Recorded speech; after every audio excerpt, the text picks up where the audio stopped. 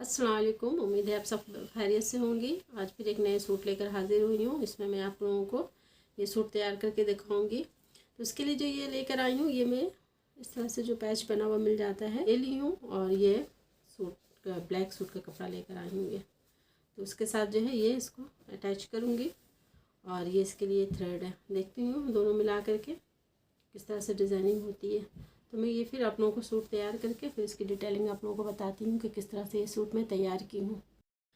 अल्हम्दुलिल्लाह ये सूट भी मेरा तैयार हो गया है, और इसके लिए भी इस तरह से ये मैं ब्लैक शलवार बनाई हूँ इसके साथ। और ये जो है कुर्ती है, तो कुर्ती के जो है ये स्लीव्स है। आप लोगों को मैं पैच दिखाई थी कि मैं जो लगा रही हूँ, तो ये ब्लू कलर के इससे जो है ये मैं धागा जो होता है सिंपल पे और बॉबिन में भर के ये मैं इस तरह से करके ये जो है इस तरह से मैं स्लीव्स के ऊपर ये डिज़ाइन बनाई हूँ।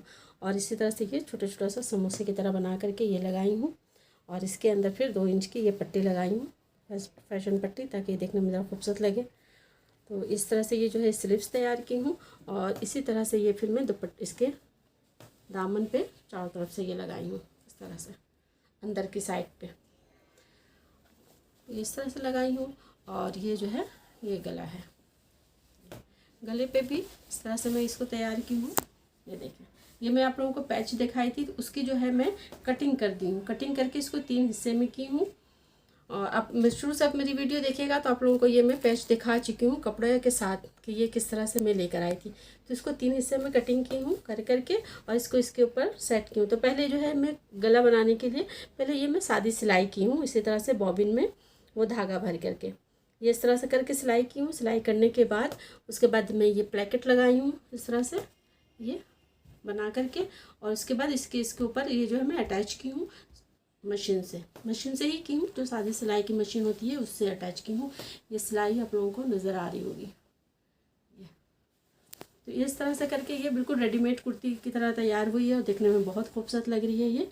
तो इसी की वजह से ये जो है इस तरह से, तो इस तरह मैं इसके दामन के भी चारों तरफ लगा दी हूँ, और इसी तरह से ये स्लीव्स तैयार की हूँ। क्योंकि ये तो एक ही पैच था जिससे जो है मैं स्लीव्स पे कुछ नहीं कर सकती थी, तो इसीलिए ये अगर वो बिल्कुल डायरेक्ट ऐसे पैच लगाती तो वो इतनी खूबसूरती उसकी नहीं आती। ये पैच तो मैं आप लोगों को दिखा चुकी हूँ कि किस तरह से था, लेकिन उसका उसी डिज़ाइन का ये एक और पैच है मेरे पास, लेकिन इसके ऊपर इस पे रेशम का काम है, और इसके ऊपर ये जो है हैंड वर्क किया हुआ है मोती का। तो ये मैं 2 लेकर आई थी, तो बिल्कुल इसी तरह से ये है। तो मैं बस ये समझाने के लिए आप लोगों को दिखा रही हूँ कि इसकी मैं कटिंग किस तरह से की हूँ। तो यहाँ से ये कटिंग करके मैं इस हिस्से पे यहाँ से जो कटिंग की हूँ वो ये यहाँ पे लगाई हूँ। इतना सा मैं ऐसे कटिंग करके यहाँ पे लगाई हूँ, और ये यहाँ पे इतना सा कटिंग करके यहाँ पे लगाई हूँ।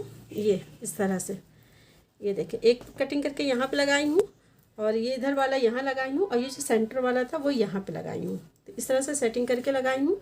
लेकिन उसके लिए ये है कि पहले ये मैं सिलाई करके उसके बाद इसको अटैच की हूँ।